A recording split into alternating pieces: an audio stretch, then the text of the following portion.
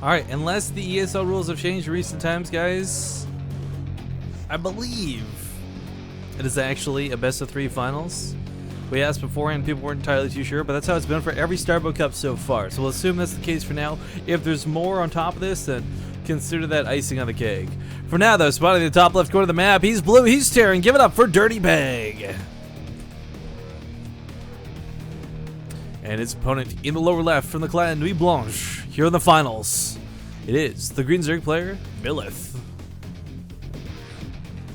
So I don't know what the heavy hitters are today. Of course, you know, Goody, Adele Scott, Beastie Cutie, Nurchio, Idra. I mean, there's a lot of your regular StarCraft 2 pros that are incredibly good at Starbow that have been playing a lot recently, but nobody here today in this cup has made room for a lot of newcomers. 2 players I have personally never heard of before, Dirtybag and Byleth, competing right now, so maybe they get to make a name for themselves. One player, of course, will get quite a few points on the ESL tournament website, and again, this is the closest thing you really have to a ranking system for Starbow at the moment. There's no ladder points in game for it. Blizzard doesn't have like something set up for it, so by winning tournaments, accumulating points, you can say, I am the best. Drone Scout is going to come out. Now, we've seen a lot of other things today. We've seen TVP, we've seen TVT, but we haven't seen TVZ yet. I'm actually kind of glad this ended up happening in the finals. Mech is still really good against this. Early bio pushes are actually not too bad. I talked earlier about how bio doesn't get a lot done, and it really doesn't. You get to the late game stage, if you got Marines, you don't stand a chance. Get out of here. But in TVZ, I got to give the advantage a little more to the Zerg players, I feel. In the mid-game, lurkers are so devastatingly strong against any composition, but that's not really your go-to. Like, you cannot just go to lurkers and be like, okay, good, done, I win. Actually, a third hat-trick came out really quickly here at Byleth. That's actually kind of interesting to see. While multiple bases are fantastic and they do allow for a little bit more effectiveness in the game because of the way larva injects were changed in Starbow, it's not going to be an economically huge lead, I feel. It's not the same as going, say, 3 hatch 4 pool in regular StarCraft 2, but he did skip this base here, so I'm wondering if he's hoping to hide this from the prying eyes of Dirtybag for a little bit, or if he's just going to be using this for like a macro hatchery. If he does actually start mining off of it, that's the one I'll find the most curious. Queens, of course, have a big difference here in Starbow. One of the coolest, biggest differences, of course, is the way they function. Their larva injects are not at all what they used to be. They just simply speed up the process of which larvae spawn, not at all the +3 that you get for free at the end of the eggs hatching. It doesn't have an auto attack anymore, but they're still very important units to have in the game. And one big scary thing is Zerglings don't really stand up to Vultures. Vultures are so good at getting past enemy lines, running through the ion boosters, or helping dropped in and picking off tons and tons of workers. Now, where's this cheeky little SUV going?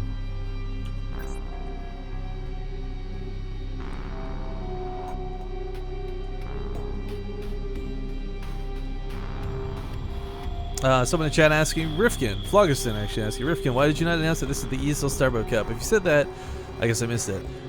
I didn't really announce anything because I didn't figure there'd be a big audience for today anyways. We got so many other events going on with StarCraft 2 and Blizzard Arcade Day and stuff going on. I just wanted to cast some games and, I don't know, no pressure from a huge audience. Get to kind of just chill back and get her done, you know what I mean? So, First blood. my bad. But of course, VODs are free and available, so you can always check them out if you're really bored and really curious later. But so much good StarCraft going on today, guys. I really didn't want to draw attention away from that in the slightest. Metabolic boost on the way here, though. Good time. Got some creep tumors in the start, and again, Queens look a little bit weird, but they are, in my opinion, a little bit better the way they've been designed. Nurturing Swarm's not something you really see used too often.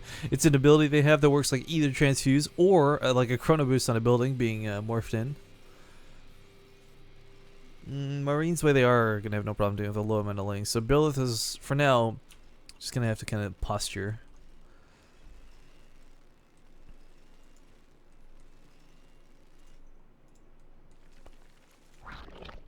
Yep. Going up to that layer tank, double evolution chambers. Or sorry, not double, but evolution chambers and a Hydra Den. This could be for quicker lurkers. I gotta be honest, I wouldn't be entirely shocked if it was. Lurkers, again, are incredibly good in the mid-game. Like, stupidly so. That being said, roaches have been proven to be pretty fantastic here in Starbow, something a lot of players have actually quite been struggling with because of their tunnel ability. But we'll see how this one ends up going. Lots of bio. Oof. Again, this works in the early game and does not fare too poorly in the mid game. But pushing into waves of lurkers with bio it just feels impossible. I've not seen anyone really accomplish much in doing so. I like the static D coming down towards the south part. I mean, 2 Spinecrawlers isn't going to stop a push like this, but if it was a Hellion run by, or sorry, Hellion rather, a Vulture run by, or a small amount of Marines, this would certainly help deal with that quite efficiently. But coming into his front doorstep, 2 Spinecrawlers, 4 Hydralisks, and lurkers are on the way. But will they be finished in time? Nurturing Swarm's been used to try and speed up the process of this building being made. But this is looking really scary for Byleth. Big stim out of our Terran player. Gonna get right on top of this. No transfuses, no transferring or Nurturing Swarm. Has to wait purely on these lurkers to finish up. And there's only 2 coming in. Now 2 is more than enough. 2 is certainly more than enough to take this fight. But the lurkers have to get involved first. Where are they hatching in? Here at the natural, or the main base. Looks like the Queen did get eradicated. Couple drones gonna go down here too, but here come the lurkers. Can they get the claws off that they need? Oh, and they just chunk through this bio like it's nothing. Good couple of Marine kills there, and drones gonna be pulled to try and deal with the rest of this. Medics are completely out of energy, and looks like Byleth should be able to clean this up. Took some pretty hefty losses there, not in terms of drones, but more so in terms of the Queen going down. Not to mention a ton of links, but does clean this up in the end. Unfortunately, medics are just gonna forced to chill here too. They're stimming, but I don't know where they're planning to go. Dirtybag still doesn't know about the southern base. He doesn't know about that 3rd hatchery that was taken. So Byleth is getting away with this quite nicely. Down to 27 workers, but of course now that he's got a couple lurkers for defense, he can really start pumping more. 2 lurkers won't stop a huge wave like this necessarily if Dirtybag sees it coming, if he scans and all these wonderful things, but one thing they do have is this crazy range bonus advantage. So even if Dirtybag scans as it comes full board to attack the lurkers, you're still almost guaranteed to get 1 or 2 hits off before going down. Oh, this poor SCV. You don't want to be here, man. You don't want to be here, man. So something that lurkers can do, by the way, guys, if you don't know, you can put them on passive mode. And what it does is they will no longer attack anything that comes near them. And this is really good. Kind of like bait tactics. Like you want the army to walk on top of you before, like when it's too late to escape the range of the lurkers. So you wait till they're on top of you, and it's kind of like a banding mine. Like you just turn the ability on, and boom, go to town. I like the idea of Pneumatized Carapace, getting some more faster Overlord speed. Overseers are slow as just slow, period, without the Pneumatized Carapace buff in this game. Fourth base coming out of Byleth now. So he's gotten away with the ninja base for quite some time. Now going to take his actual 3rd. Is that a Viper nest? That is a Viper nest. I'm a little bit curious about this. So Vipers were changed and tweaked ever so slightly. Not nearly toyed with as much as other units, but one of the big things is they've got this weird, I'm not sure if it's like attack or a cast. I'm pretty sure it's a cast, but it slows units in this huge AoE. It doesn't stop them and hold them in place like a fungal does per se, but it slows them. So that means if you slow this army down and they're stuck on top of lurkers, they're going to die. Oh no, he just barely misses the scan. The lurker's getting a couple hits off, but unfortunately, because they weren't on passive mode, the jig is up and is giving away precisely where and what's going on. Gonna try and reburrow once more. These Marines have got to back on out of here. The spikes are a little bit too deadly for them to deal with right now. More lurkers being morphed in, and we got siege mode on the way. So siege tanks gonna be coming out in due time. Great way to deal with lurkers, but I feel like if Dirtybag had had those lurkers on passive, waited for the Marines to walk on top of it, he could have gotten so many kills. But perhaps unaware of that being an option, I don't know. He's here in the finals though. He's not. There's no way he's like a total nub. That poor Marine. His head went flying. You ever been spiked so hard from below that your head went flying? That guy has. Zergling's getting on top of this army like this, perhaps not the most efficient way, but if you can hold them in place long enough for the lurkers to burrow, which unfortunately they cannot do in the end. So it's really not going to pan out for him. Resources lost, not looking so good for Byleth, but again, keep in mind, guys, he's got that 3rd, 4th base going, so he can actually afford to take these losses. There's a Zergling Broad here, there's Overlords being spewed out with Creeper over there. There's no way Dirtybag is expanding anywhere close to his own base anytime soon. So for now, Byleth is in a fantastic position. Dirtybag in the meantime is scanning all over. He sees this extra base. He's got to know this one's here. He's seen the creep for it. So maybe now a little bit more aware, like, oh, Jesus, my opponent's on 4 bases. Ventricle Sacs is something a little bit curious. I'm not sure what he would necessarily want to drop. Overlord drops are not bad per se, but they're not exactly the surprise element factor that they are in StarCraft 2. because units are a combination stronger and weaker. Another big push coming his way, though. This is not looking good. I don't know that Byleth actually has enough lurkers to deal with this. We're in the right position, more no less, but still trying to get around the army here of Dirtybag. Add-on complete. Dirtybag sees a couple lurkers coming in from multiple angles, so take a good engagement on top of this. Bro's right on top of the Marines.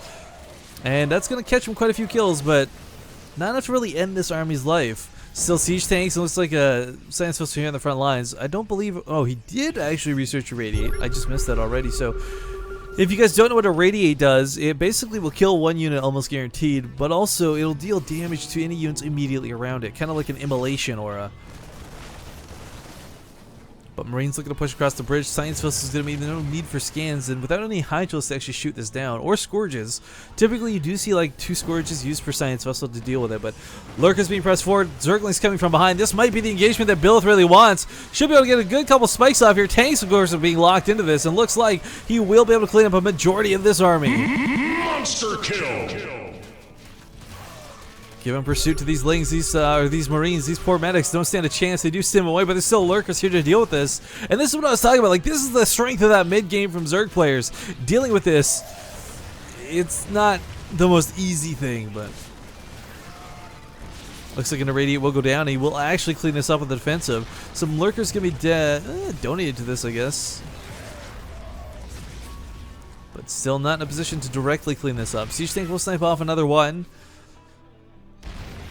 But Byleth, while his opponent's taking a 3rd, is on his way to a 5th, and, well, hell, he may go for a 6th at it. Well, he's at it, I mean. Macro-wise, he's got control of the game. As far as the army values go, it's kind of hard to say. Like, for Dirtybag, what we just saw is pretty much how the course of ZVT is supposed to go, where you might take out a lot of your opponent's units, but they'll also kill a lot of yours in response. Again, hunting down targets to go for an irradiate on or 2. Will kill an Overlord. Might get 2 if he's not careful. Spread these out. Oh, is it ventral? Did I say ventricle? Ventral sacs. What am I? If I get English. Opens up vents in the little sacs to make room for everything. Abduct is being researched, so Vipers may come out in due time. We got a couple Scorch coming out too, but we already have Ultras available and poised on the map. Without a lot of upgrades, mind you, Ultras are not the same end-all be-all units that they are in StarCraft 2 normally. They're still incredibly strong, don't underestimate them, but they're not exactly the GG, I splash your face, LOL, Kaiser Blades type of ground unit. More science vessels here are going to be poked out by the Scourges. Yeah, so one should go down. Scourge splash damage is really weird. We do see a little bit of being affected there, but not by too much. Ultras are going to be forced to actually take this fight due to the Irradiate, but while this goes on, we got lurker drops happening on the other side of the map. And the Ultras are actually completely wrecked by these Marines. This base looks like it will be picked off. The Lurker's probably could have stayed on top of that. The Radiate, whoa, kills the Overlord that picked up the other Lurkers to save it. Oh man, he ate some bad food is what just happened. Marines just chunking down this Zerg army though. He just doesn't have a hope in hell right now. There's just nothing coming out right. The Ultras will not cut it. Zerglings won't cut it. There's not enough upgrades on either of them to really deal with this. I don't believe the Ultras even have their speed upgrade yet, so still struggling to clean this army up. The Bioforce chunked in really nicely, rooted in deeply. Byleth goes from having complete control of this game to actually being in a ton of danger in a matter of minutes. This base might fall, but again, there's 2 more behind this. Macro Hatchery going down too will stink just a little bit. Oh, but we do have Tunneling Claws coming out, so Roaches may be an option. Roaches are incredibly strong units right now, and they've changed the graphic, the Starbow guys, so it looks like Roaches spew out fire, which is kind of cool, I guess, but Tunnel is a fantastic ability that is super fun to see. Oh, this is Tunneling Claws. I've actually not seen this one before. Not in Starbow. So it's going to allow all units to move slowly while burrowed. That's actually pretty cool. Well, not all units, but most units. I did not know that was an option. I don't play Zerg and Starbow at all. And I've only seen the tunnel ability on the Roaches, so that's what I assumed that was, but that's pretty cool, guys. I mean, Ultras can move while burrowed. Zerglings can move while burrowed. Sneak attacks galore. But of course, you can't sneak anything out if your opponent's got a ton of science vessels. Now, Defiler mount is actually on the way. Defilers are incredibly strong units. They got 2 abilities that are quite key. One is Plague, the other is Dark Swarm. If you don't know what either of those do, a quick little TLDR if it even gets to that point. Dark Swarm will make it so a cloud goes down, kind of not unlike a blinding cloud, but what it does do is you can be hit from it, you can shoot out from within it, and someone outside can shoot you in, but you'll take no damage. Ranged attacks are completely nullified within the Dark Swarm. More importantly than that, though, Plague is going to be huge. It takes all units down to 1 health that are affected by it. It's kind of like a fungal growth on crack. It doesn't hold units in place, but the damage is insane. Spore Ultralisk is going to go down despite its armor upgrades. And curiously enough, Dirtybag actually has no armor upgrades of his own, but he's been holding out quite nicely, and a large part of that is because medics are so efficient at healing.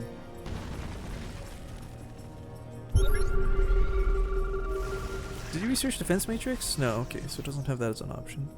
Let's not forget, 4 Science Vessels means there's 4 Irradiates locked and loaded and ready to go. Nerve Jammers being thrown down too. Again, for those who don't know what this does, it reduces the ground damage of units within it by 75%. And I believe it's only on enemies. Nope, it actually affects Marines too. So has to be careful about fighting within it. But Scourge is trying to go off on top of the Science Vessels. Don't quite cut it in the... trying to cut it back. Marines doing a great job of guarding this. Good game well played. It's called Dirtybag. We'll take game number 1 in this best of 3 finals.